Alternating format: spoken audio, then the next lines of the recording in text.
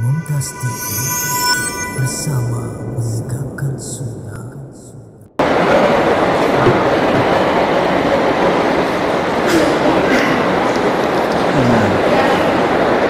Assalamualaikum warahmatullahi wabarakatuh.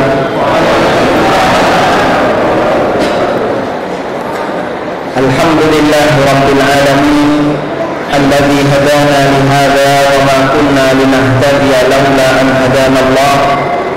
Laqad jaa rusul rabbina bil haqq wa nudu an tilkumul jannatu uristumuha bima kuntum ta'malun. وأشهد أن لا إله إلا الله وحده لا شريك له وأشهد أن محمدا عبده ورسوله صلى الله عليه وعلى آله وصحبه وسلم تسليما كثيرا ثم أما بعد. Yang kami hormati Bapak Pimpinan Pondok Pesantren Karangasem Muhammadiyah Paciran, semoga Allah Subhanahu wa Ta'ala memberikan penjagaan kepada beliau, memberikan usia yang panjang yang penuh berkah, dilancarkan rezekinya, dilancarkan jodohnya. Masya Allah. Betul yang ini tak?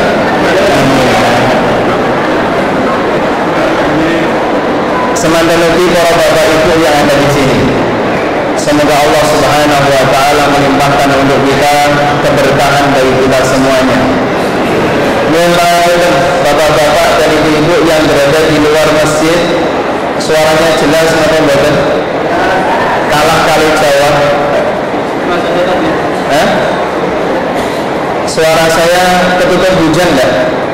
Bagus ya, terdengar dengan baik. Alhamdulillah. Aja sampai salah tempo. Ngomong A dikiranya B, ngomong haram dikiranya halal, gara-gara ketabrak hujan. Walhamdulillahi rabbil alamin. Syukur alhamdulillah. Mari kita panjatkan kehadirat Allah Subhanahu wa Ta'ala. Dialah zat yang memberikan kita banyak sekali nikmat. Jenengan diparingi sehat, diparingi waktu luang, dan puncaknya adalah nikmat hidayah yang diberikan oleh Allah Ta'ala. Karena manusia kalau tanpa hidayah melakoni sakarepe dhewe, sehingga dengan hidayah dari Allah gelem salat, gelem ngaji, gelem melakoni ibadah, gelem berbuat taat, termasuk siap ngrungokno pengajian sing kira-kira rada pahit di sini. Jenengan duduk di sini untuk membahas sesuatu yang barangkali dulu belum selesai kita bahas. Kita akan membahas sesuatu yang barangkali dulu masih tanda tanya. Insya Allah semoga malam ini bisa kita tambah penjelasannya. Sampun siap Bapak Ibu? Pun siap derek? Ya, saya sampaikan mukadimah ini karena kemarin ada rasan-rasan. Kita langsung kok mengundang kiai di sini mau merayakan kafe. Raulah ini. Makanya saya ngasih pengantar dulu. Kalau jenengan sudah siap mendengarkan, barangkali nanti ada sesuatu yang rasanya rotok pahit, insya Allah sanggup nompo. Sebab kita sudah menjadi hamba yang beriman, yang siap dengan seluruh hukum yang Allah Subhanahu wa Ta'ala jelaskan. Bapak Ibu yang dimakan Allah Subhanahu wa Ta'ala, sebagai mukaddimah, Nabi Sallallahu Alaihi Wasallam pernah bersabda dalam hadis yang diriwayatkan oleh Imam Bukhari. Nabi Sallallahu Alaihi Wasallam pernah bersabda, wonten setunggalipun hadis riwayat Bukhari, "Mathalu ma ba'athani Allah bihi minal ilmi wal huda kamathalil ghaithil kathir asabat ardab." Perumpamaan ilmu dan petunjuk yang aku sampaikan kepada umat manusia niku kados dene udan deras yang turun di permukaan bumi. Sekarang bisa kita lihat, sing jenenge Siti itu saged subur Ketika diapakan jamaah?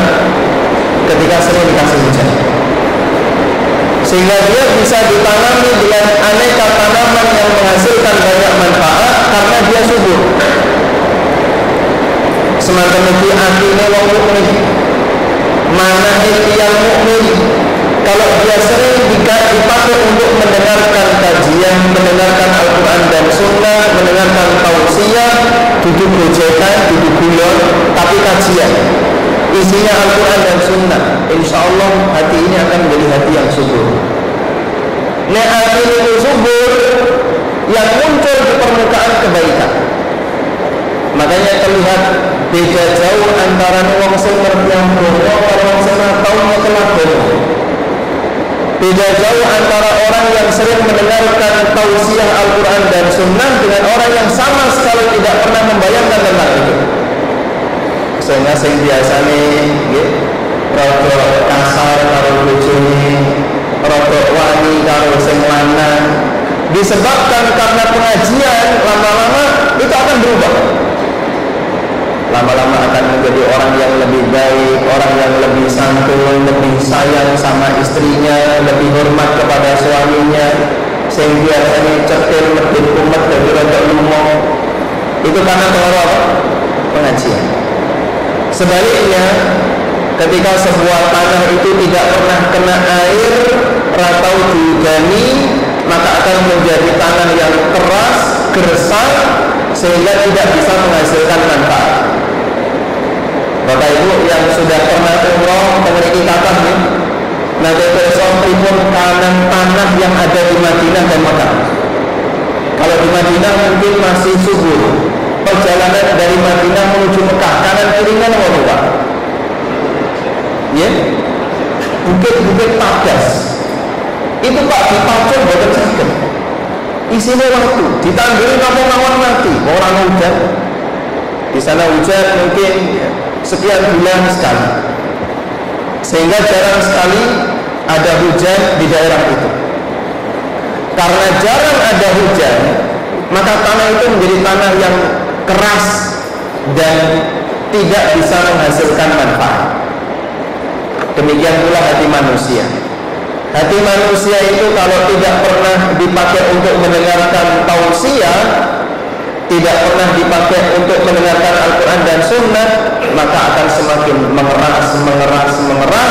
Ketika keras, ngrungokno pengajian sing rodok, menika nggih, kok pahit kayaknya rasanya, kok apa-apa ora entuk. Nah itu biasanya terus berontak.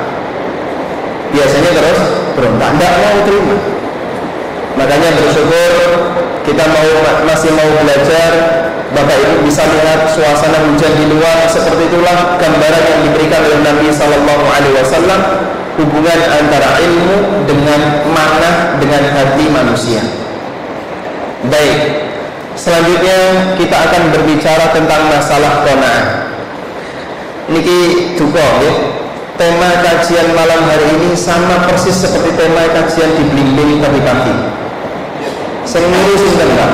Ciran itu blimbing apa blimbing niru ciran? Tiang blimbing sinten? Nah, yang blimbing tanggung jawab. Jadi ini kalau mungkin saya sampaikan seperti ada pengulangan. Mungkin ada sebagian jamaah yang sudah ikut kajian di Blimbing, malam ini ikut lagi. Jadi ini rada ada pengulangan. Tapi insya Allah tidak masalah, karena yang namanya ilmu diulang-ulang akan semakin melekat. Nopo itu qanaah. Qanaah itu apa Mas? Tonggo kula Pak niku Pak. Qanaah. Qanaah adalah merasa puas dengan pemberian yang Allah berikan kepadanya, terutama dalam urusan dunia.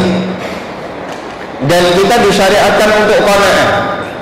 Nek jare wong Jawa nrimo ing mandung, didumi mbok saithik mbok akeh ditampa ingkang sae.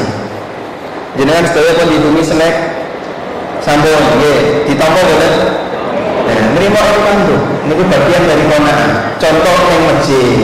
Nggih, pun sakniki disimpen riyen ning senake nggih, fokus ngaji. Engko nek ngantuk boleh diminum. Saya lanjutkan. Manusia itu kalau qanaah, tanda bahagia. Kenapa? Karena dia ketika merasa bisa menerima apapun yang diberikan oleh Allah kepadanya, maka dia merasa tidak butuh apapun yang ada di tangan orang lain.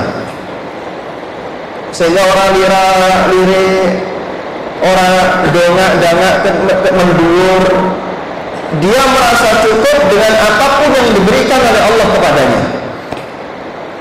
Makanya ngendikan Imam Syafi'i dalam syair beliau yang dikenal oleh para ulama dengan Diwan Syafi'i. Imam Syafi'i nggak ada kumpulan syair yang disebut dengan Diwan Imam Syafi'i. Yang baik ngaten ngendika, "Idza ma kunta dza qalbin qanu fa anta wa malikud dunya sawa." Nek awakmu duwe manah, duwe ati sing qanaah, mongko awakmu karo raja iku padha. Maksudnya gimana, Pak? Sing jenenge raja, Pak. Raja itu mesti ada fasilitas hidup yang serba lengkap. Omah ya gagah gede, tempat tidurnya empuk, makanan banyak, aneka fasilitas ada. Cuma bukan Pak raja sing kere, Pak. Raja pundi, Pak? Hah? Raja Cirah, Raja Kaya. Sing jenenge raja, dia pasti punya kekuasaan, punya banyak fasilitas, semuanya serba lengkap sehingga tidak ada yang kurang. Maka seorang raja nggak mungkin dia itu punya rasa iri kepada rakyat, itu nggak mungkin. Karena yang namanya raja kan pasti dia jauh lebih mewah hidupnya dibandingkan rakyat. Nek orang rakyat itu sugih, raja ora iri.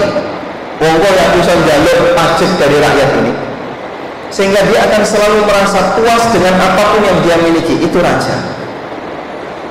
Kata Imam Syafi'i, lah terus kados ndelek-ndelek niki manungsa sing boten gadah status sosial, yang tidak punya posisi dan jabatan, apa bisa seperti mereka? Beliau mengatakan kuncinya satu, nek panjenengan gadah ati sing qanaah padha karo raja.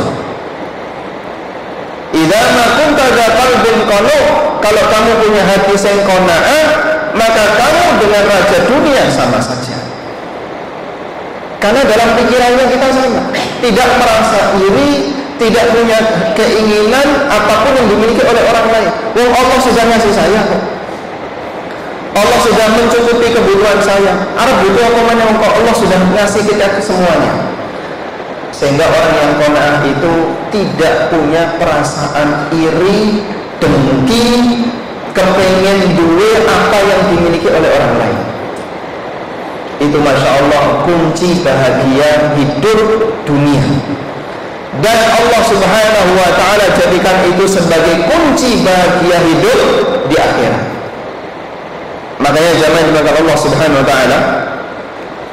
Allah Subhanahu wa ta'ala sebutkan dalam Al-Quran, penduduk surga itu bertingkat-tingkat derajatnya. Nabi SAW pernah bersabda, "Innal lil jannati mi'atu darajah." Swarga itu wonten 100 derajat. Ma baina kulli darajataini kama baina al-ardi was sama. Jarak antara derajat satu dengan derajat atasnya niku kados dene langit dan bumi. Jenengan nek peten kados ngeten niki nggih, nek boten mendung. Nyawang langit, Pak. Yang terlihat apa, Pak? Yang terlihat apa? Bintang. Nabi SAW menggambarkan seperti itu. Antara penduduk surga di derajat satu dengan derajat atasnya itu seperti kita melihat bintang yang ada di langit waktu malam. Mengketok kelap-kelip. Artinya apa? Sangat tinggi derajatnya. Nah kemudian yang jadi pertanyaan, apakah penduduk surga itu kira-kira saling iri atau bagaimana, Pak? Sehingga mereka meskipun derajatnya tinggi, berarti kan nikmatnya beda. Terus iri, loh, kok bidadari lebih oke? Nikmati kok lebih enak. Apakah sampai terjadi seperti itu? Allah Subhanahu wa ta'ala tegaskan ini dalam Al-Quran. Wa naza'na ma fi sudurihim min ghillin ikhwanan ala sururin mutaqabilin. Aku cabut dari penduduk surga itu segala bentuk permusuhan, dengki, kemudian gak enak dengan orang lain, dicabut oleh Allah. Ikhwanan, sehingga mereka itu bersaudara. Ala sururin mutaqabilin, dalam kebahagiaan mereka saling berhadapan-hadapan. Jadi antara penduduk surga dengan penduduk yang lain itu Pak, boten enten perasaan iri itu boten enten. Sehingga yang berada di bawah dengan yang berada di atas rawan dua iri Pak. Sampai dikatakan oleh Ibnul Jauzi rahimahullah ta'ala, kata beliau rahimahullah ta'ala, kata kunci kebahagiaan di surga itu adalah dicabutnya rasa iri di antara penduduk surga.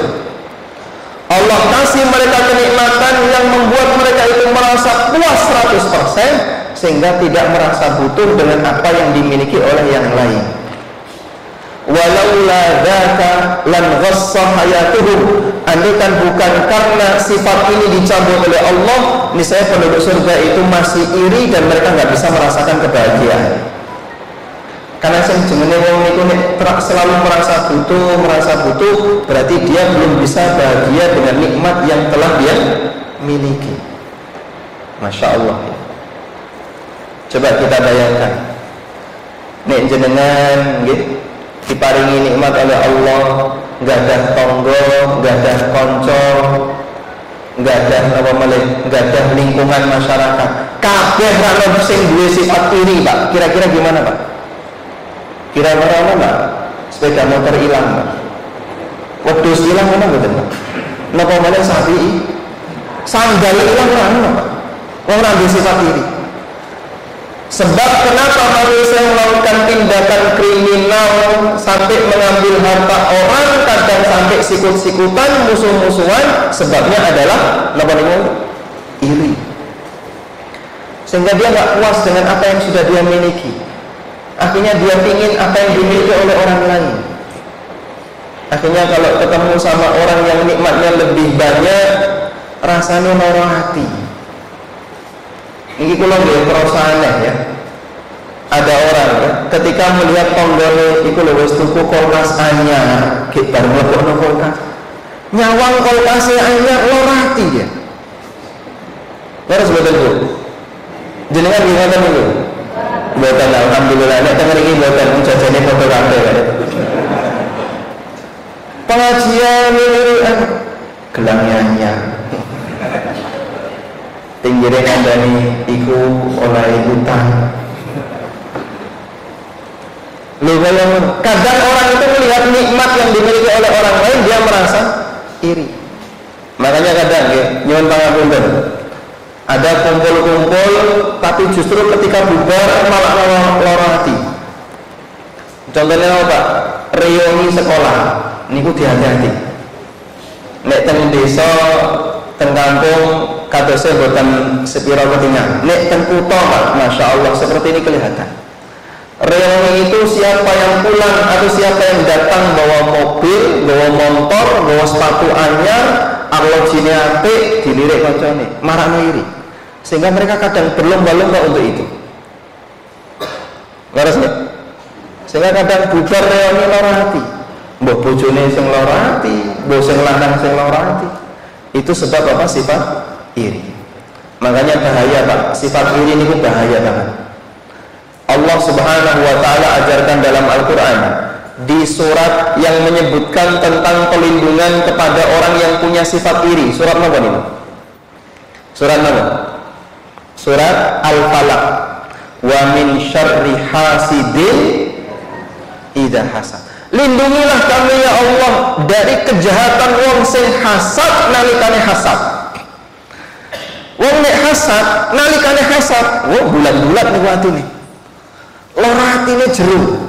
Nek belok wong sing luwih dhuwur nikmati, sehingga dia itu protes dengan kenikmatan yang diberikan oleh Allah Subhanahu wa taala kepada yang lain. Ketika masih di usia 30 tahun, 40 tahun, 50 tahun, ini saingan antar sesama teman. Saingan tonggo, saingan konco, makanya nek riyo kok boleh nggawa motor, wah bangga dia. Iki riyo mulai numpak bis, riyo mulai numpak sepur, kalah pamor. Kadang orang itu saingan. Begitu usianya 60 ke atas, 70 ke atas, saingannya di anak. Wah, anakku isi satu koma, anakku isi satu koma, omah, itu lemah, itu saingan. Di masyarakat kita seperti itu.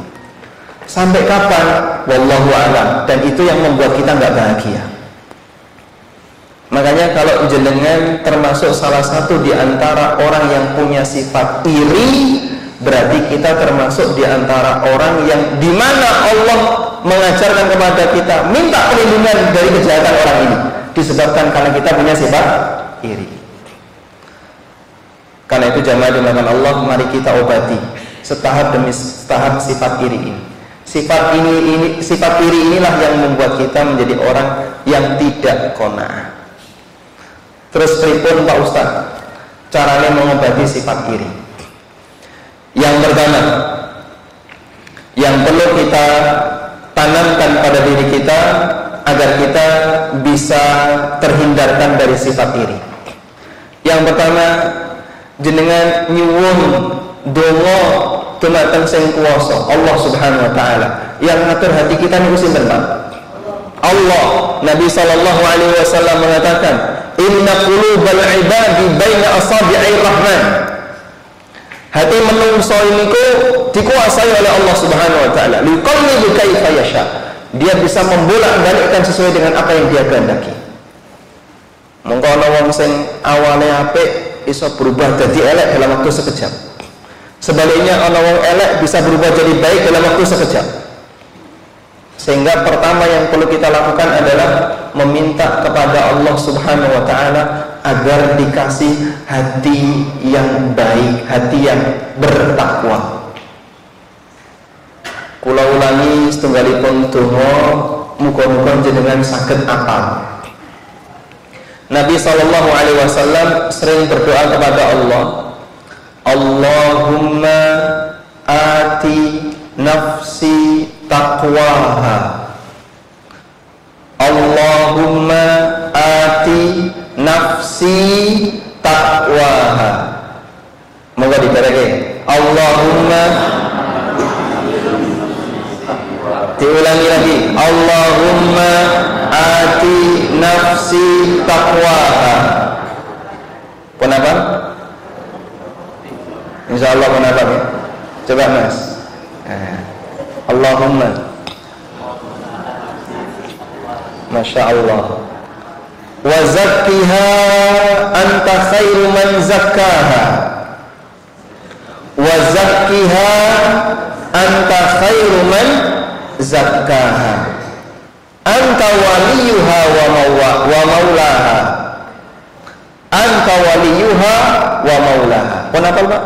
Allahumma ati nafsi taqwaha wa zakkiha anta khairu man zakkaha anta waliyuha wa maulaha. Nek ketahuan, apalkan penggalan yang pertama dulu saja, tidak apa-apa. Nanti tahun depan kita hafalkan penggalan yang kedua. Nek tinggal oleh ya. Allahumma ati nafsi taqwa. Ya Allah, berikanlah ketakwaan bagi jiwaku. Jadi kita minta anugerah kepada Allah, dikasih hidayah. Moga-moga hatiku jadi hati yang bertakwa. Sebab wong niku nek atine apik kabeh melu an. Nek atine awon sedaya derek awon. Sebagaimana kata Nabi sallallahu alaihi wasallam, "Inna fil jasadi mudghah, idza salaha salahal jasadu kullu wa idza fasada fasadal jasadu kullu." Ning jerone awak niki wonten segumpal daging, nek apik-apik kabeh, elek-elek kabeh. Ala wahya al-qalb. Segumpal daging itu adalah hati. Abu Hurairah radhiyallahu anhu pernah mengatakan, al-qalbu malikun wal a'dha'u junuduhu. Ati niku kados dene raja, sementara anggota badan manusia niku pasukannya. Sehingga orang kadang lirak-lirik, nesu, marah dengan orang lain, melengos, nek disapa ora gelem, sebabnya apa? Atine niku Pak, nesu, atine iri dan seterusnya. Makanya kita minta kepada Allah, muga-muga ati awak kita niki diparingi ati sing apik, ati sing bertakwa. Sebab perbaikan itu kita awali dengan doa. Kados dene jenengan mendoakan anak, perbaikan untuk anak kita awali dengan doa. Kita doakan semoga ini jadi anak soleh. Doakan hati kita semoga jadi hati yang soleh. Jangan lupakan diri kita. Maka jenengan nyuwun kepada Allah Subhanahu wa taala, doa kepada Allah, semoga hati saya jadi hati yang soleh. Ada sebuah cerita ya, seorang ulama kibar, ulama besar dari Saudi, beliau adalah Syekh Abdul Aziz bin Baz. Piyambake nalikane tawaf yang banyak dibaca niku cuma satu kalimat doa, Allahumma aslih li qalbi, Allahumma aslih li qalbi, Allahumma aslih li qalbi. Ya Allah perbaikilah hatiku, ya Allah perbaikilah hatiku. Itu dibaca sepanjang tawaf. Karena kata kunci baiknya seorang hamba ada pada hatinya. Baik, ini yang pertama. Sing nomor loro, agar kita bisa menjadi hamba yang qanaah, tanamkan kepada diri kita bahwa rizki hamba itu sudah ditetapkan oleh Allah. Orang bakalan geser, orang bakalan pindah. Apa Pak dalilnya? Allah berfirman dalam Al-Quran, wa ma min dabbatin fil ardi illa 'alallahi rizquha. Sedaya sing gremetan ning sak ndhuwure bumi niki illa 'alallahi rizquha. Allah sing nanggung rezekine. Sehingga bayi merocot metu niku Pak, sudah ada catatan rezekinya sampai dia mati Pak. Dan itu enggak bakalan geser. Makanya dulu ada seorang ulama yang bernama Imam Hasan Al-Basri. Yang mbak ini ulama zaman tabi'in, dan Hasan Al-Basri ini termasuk orang yang sangat qanaah. Lain nyambut gawe orang keberungsung, wong santai, tenang ketika mencari dunia, sehingga tidak seperti orang yang selalu ingin kejar target, tidak, santai dia. Sampai suatu ketika orang itu penasaran, apa sih rahasianya? Kok Anda ketika mencari dunia itu tenang, santai, gak kemerungsung? Apa jawab Imam Hasan Al-Basri?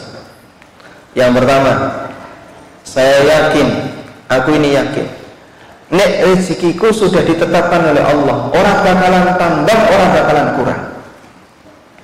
Maka itu membuat saya tenang, sehingga ketika saya cari, ya saya cari dengan cara yang lurus, ojo sampai menyimpang. Yang kedua, saya yakin rezekiku gak bakalan geser, sehingga gak mungkin ada orang yang akan mengambil jatah rezeki, itu gak mungkin, karena Allah sudah tetapkan untuk milikku. Sehingga jangan dimakan Allah. Gak ada istilah kowe iki nek miyang kok kurang iso engko dijikuk tonggomu. Tidak ada istilah seperti itu, karena semuanya telah digariskan jatah rizkinya, nggak bakalan pindah kepada orang lain. Maka kalau melihat ada orang lain yang lebih sukses dalam ukuran dunia, itu nggak bakalan bisa pindah ke kamu gara-gara kamu hasad kepadanya, gara-gara kamu tidak qanaah dengan apa yang Allah berikan kepadamu. Sehingga percuma saja mong isane nambahi dosa tapi ra entuk manfaat, tidak dapat harta sama sekali. Dipahami insyaallah jamaah? Pun ngantuk bareng. Sambut. Manja jam sih. Nih jenengan dahar nggih, kula nderek. Iki pengajiane dilareni. Nggih, monggo kali diunjuk monggo Pak. Nggih, monggo. Teh wonten mboten Pak? Teh. Napa jahe wonten? Oh, nggih. Pripun? Oke. Nggih niki mau isyarat mawon nggih. Isyarat mawon. Mboten sapi ya, Pak. Mboten sapi gagas mboten. Kita lanjutkan ya. Kita lanjutkan. Jadi kata kunci yang kedua, ketika seorang hamba itu yakin bahwasanya rezeki telah ditetapkan oleh Allah, gak bakalan bergeser ke tempat orang lain, dia akan merasa tenang, sehingga dia tidak kemerungsung, juga dia tidak iri dengan orang lain. Lo gimana lo iri? Wong yo iri, rezekinya orang pindah. Kalau ada orang yang iri, misalnya si A, niatnya si A along, kemudian si B orang along, lalu B iri kepada A, apa kira-kira terus rezekinya A pindah ning B Pak? Pindah betul Pak? Rezeki bukan pindah. A tetap along meskipun kamu itu iri dan kamu dapat dosa karena kamu iri kepada orang lain. Betul, nelongso, rentuk ganjaran, rentuk rezeki, orang tambah penghasilan, malah justru mendapatkan dosa. Karena orang yang hasad itu penjahat. Makanya Allah Subhanahu wa taala mengajarkan kepada kita, wa min syarri hasidin idza hasad. Mintalah perlindungan dari orang-orang yang hasad nalikane sedang hasad. Hasad itu biasanya Pak diberikan kepada siapa Pak? Orang yang satu profesi, podo-podo wong niang, itu saling hasad. Makanya hasad itu tidak pindah ke tempat yang lain. Podo-podo guru, ya kadang saling hasad. Podo-podo karyawan saling hasad. Podo-podo pedagang yang saling hasad. Anehnya kita itu tidak hasad sama orang kafir. Jenengan nyawa wong Cina sugih hasad betul? Ya? Betul ya? Tapi nek nyawa wong Konggone sugih loro ati betul? Kadang loro ati. Baik, padahal itu enggak bakalan membuat nikmat dia geser kepada Bapak. Makanya tinggalkan hasadnya. Yang ketiga, niki kata kunci yang Masya Allah luar biasa. Yang ketiga ya, dieling-eling. Yang nomor 3, selalu melihat kepada orang yang nikmatnya lebih rendah. Lihatlah ke arah bawah, jangan lihat ke arah atas. Nek urusan dunia jenengan disyariatkan untuk memperhatikan orang yang lebih rendah dunianya dibandingkan kita. Tapi nek urusan akhirat, perhatikan kepada orang yang derajatnya lebih tinggi dibandingkan kita. Nabi SAW mengajarkan prinsip ini. Unzuru ila man huwa asfala minkum wa la tanduru ila man huwa fawqakum. Kok nyawang wong sing sak ngisormu. Sampeyan di kendaraan apa? Alhamdulillah wis duwe motor. Duwe sepeda motor. Tonggomu lu delok mong duwe sepeda. Duwe sepeda, alhamdulillah tonggone mong iso ning ndi mong mlaku ora duwe sepeda. Iso mlaku, tonggone ning dhuwur bayang wis boh ora iso apa-apa. Semua itu ada tingkatannya. Di atas bintang ada bintang, di bawah air laut masih ada yang lebih bawah. Sehingga nek jenengan nyawang munggah orang gaduh malah kebentuk. Karena itu Nabi SAW sarankan, lihatlah ke arah bawah, jangan lihat ke arah atas. Karena kalau orang itu melihat ke arah atas, fahuwa ajdaru alla tazdaru ni'matallahi alaikum. Nek kowe nyawang sing ngisor tidak melihat ke arah atas, itu lebih bisa membuat kalian itu tidak meremehkan nikmat Allah. Kadang nyuwun pangapunten ya. Niki urusan keluarga. Ibu-ibu ya. Ibu-ibu kumpul karo kancane. Kemudian suaminya ikut gabung. Iki bojone iki bojone iki. Kadang ada sebagian ibu-ibu iki, wah bojone kono kok luwih enom, luwih seger, luwih. Ngeten ya, Pak? Ya. gremeng ngoten. Bojoku kok wis tuwa, wis ngono. Nyambut gawe ora iso. Lho ngoten lho. Ada kayak gitu? Wonten ya? Kadang ada seperti itu. Sehingga dia itu meremehkan suaminya gara-gara nyawang bojone wong liya. Akhirnya ketika sampai rumah, rasa hormat dia kepada suaminya jadi turun. Rasa cinta dia sama suaminya jadi turun. Isine mau nesu muring-muring karo sing lanang. Kenapa? Karena nyawang bojone wong liya. Leres banget. Hah? Betul? Tengeri betul ya, alhamdulillah. Kadang juga suami seperti itu. Ketika dia kumpul kemudian lihat bojone kono kok sek kaya ngene. Begitu sampai rumah ngefek dengan istrinya. Memberikan pengaruh kepada istrinya. Makanya jamaah dimulakan Allah, sebagaimana itu bisa terjadi dalam hubungan suami istri, itu juga bisa terjadi pada harta. Wis duwe sepeda motor, nyileh sepeda motor tonggone kok enak iki. Ketika dia merasakan sepeda motor tetangganya itu lebih enak, dia lihat terus ke arah itu, akhirnya sepeda motor dia diremehkan. Ratau dirawati, kadang diremehkan. Makanya para ulama mengatakan seperti ini. Sikap manusia terhadap nikmat Allah itu ada 3 tingkatan. Cara manusia dalam menyikapi nikmat Allah itu ada 3 tingkatan.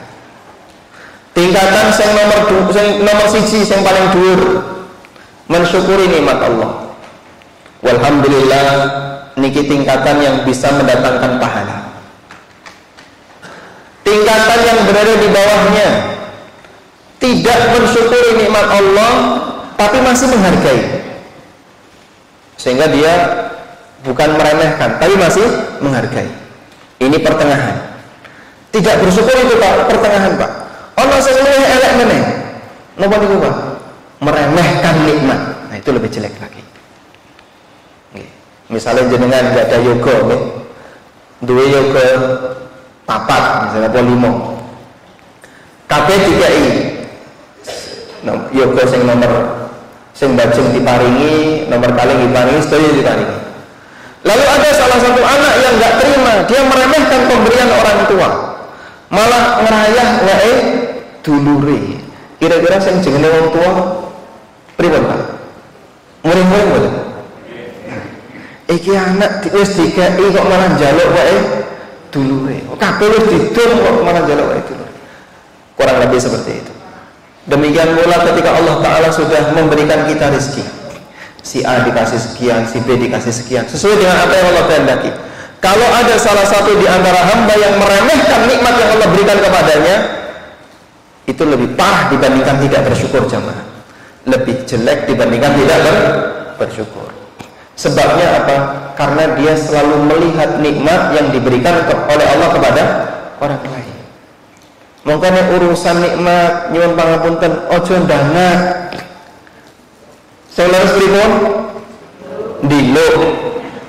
Karena kalau ndangak ndak kesandung. Dan orang seringnya seperti itu. Tapi kalau urusan masalah akhirat, nek iso jenengan ndangak. Kok bisa, Pak?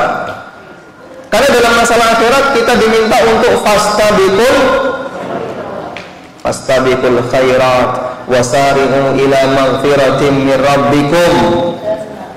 Berlomba-lombalah kalian dalam masalah kebaikan. Bersegeralah kalian dalam mendapatkan ampunan dari Rabb kalian. Masya Allah, alhamdulillah. Napa niki? Jai. Jenengan napa? Hah? Air putih, Masya Allah. Masya Allah. Nikmat saya lebih tinggi daripada nikmat jenengan. Hasad betul. Nek hasad betul kula unjuk ini. Ojo dana, ya. Nek nyawang minuman dulu, ya, ojo dana. Masya Allah. Jazakumullah khairan. Terima kasih. Nek kaya ini tambah dalu biasanya. Bismillah. Alhamdulillah. Apa mana nek campur legen? Masya Allah.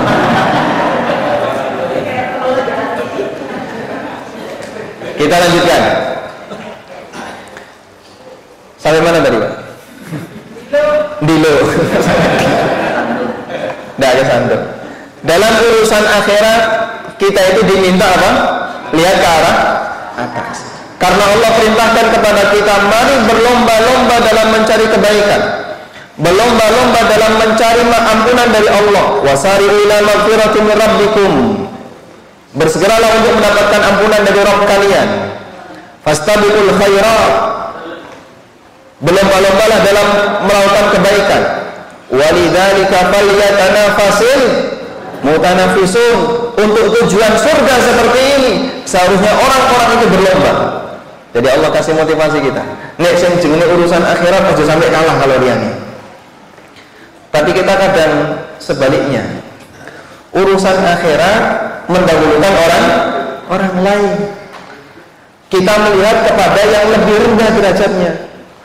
Sampean kok gak Jumatan, sebelahnya malah sholat 5 waktu. Lah kok bandingno kaya wong-wong ngono. Sampean kok sedekahnya mau 100.000. Iki tonggoku sugih mung 50. Nek iso urusan masalah akhirat, bantingan lebih tinggi lebih bagus. Ojo sampai kan kalah. Dulu ada 2 sahabat yang dia selalu bersaing dalam kebaikan. Sinten, Pak? Abu Bakar kali sinten? Umar. Sampai suatu ketika pada waktu Nabi SAW mengumumkan kepada para sahabat, monggo saya bagi nyumbang untuk kegiatan jihad fisabilillah, silahkan. Pembukaan donasi untuk umum. Umar batin, kali ini aku nggak bakalan kalah dengan Abu Bakar. Tak gowo setengah tabungan, setengahnya dunia ini Umar itu digowo, setengahnya ya. Dibawa ke hadapan Nabi SAW. Ya Rasulullah, ini sedekah dari saya, monggo diterima. Nabi SAW tanya kepada Umar, apa yang kau tinggalkan untuk anak dan istrimu? Apa jawab Umar? Mithlahu, seperti ini.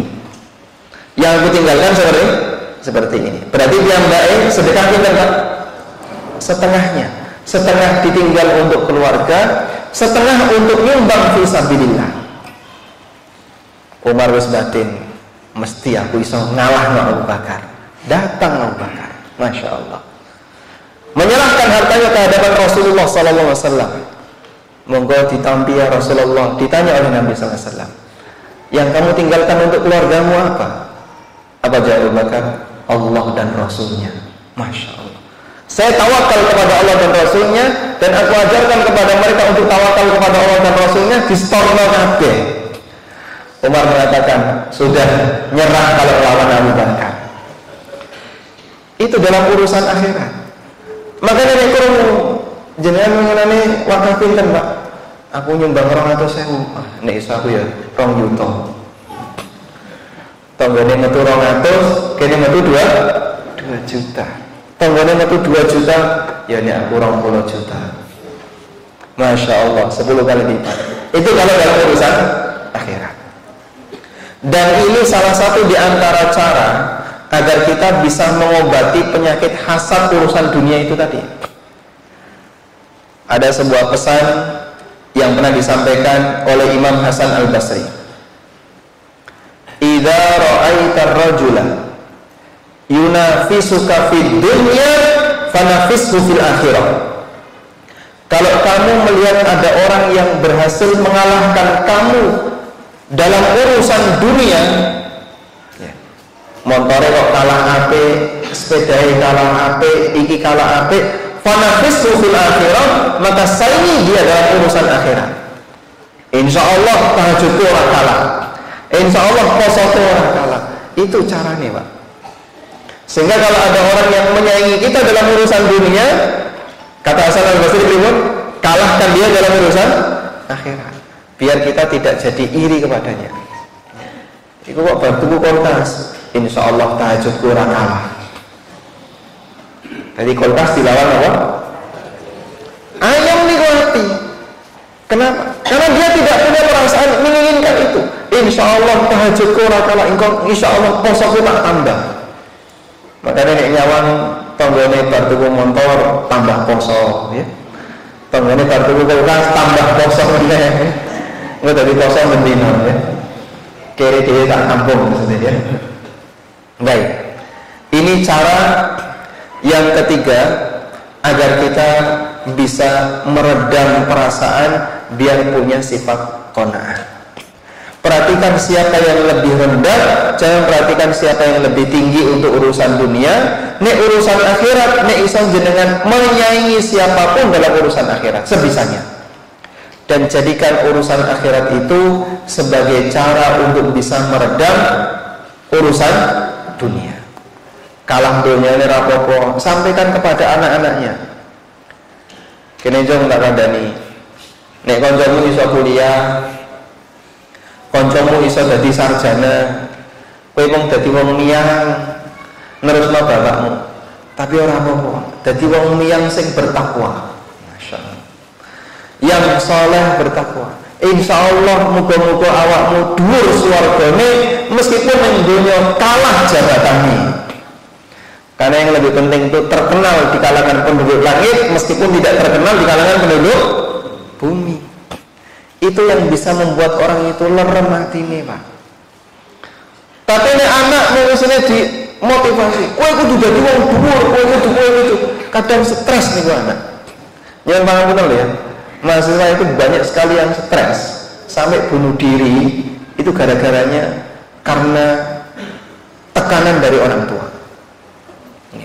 Kemarin ya, ada salah satu cerita dari rektor UII, Universitas Islam Indonesia, teng Jogja. Waktu wisuda, ada mahasiswa yang lama dia nggak lulus, karena orang tuanya selalu menekan pokoknya kudu ini. Akhirnya dia itu membuat surat palsu, undangan dari kampus diserahkan ke orang tuanya bahwa tanggal ini terjadi wisuda anaknya. Datang orang tuanya dari luar Jawa. Datang anaknya dari orang tuanya dari luar Jawa. Naik pesawat, suami istri wis sudah seneng nganggo jas seragam. Duduk masuk di auditorium kampus, jenenge anake ora ono. Tanya dia kepada pengurus, kok anak saya nggak ada? Anak jenengan namanya siapa? Nomor mahasiswanya berapa? Dicek, orang lulus. Kira-kira gimana, Pak? Wah, wes seneng-seneng, lara hati, kecewa. Dan banyak mahasiswa itu sampai stres. Kalau nggak ada tonggol, ya. Dia itu mahasiswa UGM. Putus kuliah, stres, sampai saya gendeng. Itu gara-gara tekanan kayak gitu. Makanya nyuwun tolong ya orang tua, ini suara mahasiswa. Mewakili suara mahasiswa, mewakili suara anak-anak. Terlalu banyak tekanan dari orang tua kadang kurang bagus. Anak itu jangan terlalu dimotivasi untuk selalu sukses dalam urusan dunia. Deloken lho kancamu wis kaya ngene, kancamu wis kaya ngene. Itu perasaannya, Pak. Kadang kan dia sedih. Aku ora iso kaya ngono. Nah, kalaupun dia kita lihat kok kayaknya sudahlah nek dipaksa ya wis ra iso. Kalau masih bisa dimotivasi silakan motivasi. Kalau masih bisa diajak untuk berkembang silakan diajak untuk berkembang. Tapi kalau kelihatannya wah, iki anakku kok wis ketoke kok ora kuat nek digonunggan serah kuat. Sudahlah, berhenti sampai di titik tertentu dikasih tahu dia. Ya. Sampaikan. Meskipun kamu bisa jadi tidak dapat sarjana, raiso kuliah, raiso kaya. Moga-moga awakmu untuk surga sing dhuwur. Engko iso narik bapakmu ning dhuwur ning swarga sing dhuwur. Dadi wong miyang bertakwa saged mboten? Saged mboten? Ya? Saged nggih? Pripun Pak Zamroni? Masyaallah. Niku rencang kula. Pak Zamroni ini rencang MI. Masyaallah. Piyambake termasuk teman saya yang istiqomah dadi wong miyang. Sampai saya, Masya Allah. Jadi wong yang bertakwa, selalu menjaga sholat 5 waktu, nalikane ning segara karo ngandhat napa? ngambat selambar, ngambat jari. Kalau deres hafalan Al-Quran, Masya Allah. Nek iso gitu. Tapi nyuwun pangapunten ya, kadang tingkatan pendidikan di Paciran ini kan katanya, wallahu alam, rodok miring ngidul. Gila. Ning Jalur kok nek ana sarjana, Masya Allah, 1001. Jarine sakniki ada perubahan. Sehingga dulu itu sing jenenge siswa kok rodok bagan, nah iki mesti jalan. Nggih betul. Sami-sami. Betul ya? Betul. Nah, akhirnya saya baru mikir kayak gini. Wah, berarti dhisik ini yang selalu tertuduh kok jarlor. Nek gak jarlor jarwetan. Jarang jar kidul. Yang berprestasi sing oleh ranking-ranking rata-rata nek gak jar tengah jar kidul. Lha iku kan sakno sing jarlor. Nah sekarang kita akan membalik suasana. Kabeh punya peluang. Yang namanya prestasi seperti ini hanya prestasi dunia. Dan manusia masing-masing punya potensi yang berbeda-beda. Ada yang punya potensi yang lebih tinggi, ada yang di bawahnya dan seterusnya. Yang paling apik sinten? Yang paling bertakwa. Tidak ada ayat yang mengatakan inna akramakum indallahi doktor. Yang paling mulia di sisi Allah di antara kalian adalah yang duwe gelar doktor. Pak Ustadz, surat apa ayat berapa Ustadz yang bunyinya kayak gitu? Nah, ada nggak? Nggak ada. Yang bunyinya gimana? Inna akramakum indallahi, yang paling mulia di sisi Allah di antara kalian adalah yang paling bertakwa. Dan nggak jaminan sarjana kok lulus sugih timbangannya sing lulus SD. Ngerti? Saya punya teman, bos dia itu, bos, karyawannya kata, gak lulus SD. Kulo nggih gadah kanca, lulus S2, ra entuk gawean. Niki sing keliru sing pundi? Apa kampusnya yang salah? Ada juga dokter yang lontang-lantung ora duwe gawean. Makanya sebenarnya masalah rezeki itu bukan kembali kepada status sosial, bukan kembali kepada gelar. Allah yang bagi sesuai dengan apa yang Dia kehendaki. Baik, tapi bukan berarti wah ini kok ustadznya ngejak orang apa sing jenenge sekolah niku kan saya leres, sekolah niku saya belajar niku bagus. Bila perlu kita kasih motivasi kepada anak, raih cita-citamu setinggi mungkin. Tak dukung, wong tua niku dukung. Tapi nek ra iso ra kuat ya jadi paksa. Sudah buat santai, hidup ini mengalir saja. Yang penting gue jadi wong bertakwa dimanapun posisi kamu berada. Wallahu ta'ala alam. Pun cekap kata saya. Ini kebanyakan dari saya nih. Nggih, pun cekap ya. Jenengan pun ngantuk kata saya. Hah? Boten. Nggih, niki tesih wonten sisa waktu. Nanti kita berikan kesempatan kepada para jamaah untuk memberikan masukan dan kritikan bagi saya. Oke. Demikian, monggo. Pakai mikrofon Pak, kenapa berikan? Ada. Oh ada? Wireless ada? Oke. Yang bawa mikrofon wireless ada? Oh satu di sebelah kanan untuk yang putra. Yang satu lagi di mana? Yang satu lagi di mana? Oke. Selanjutnya kami kembalikan ke moderator.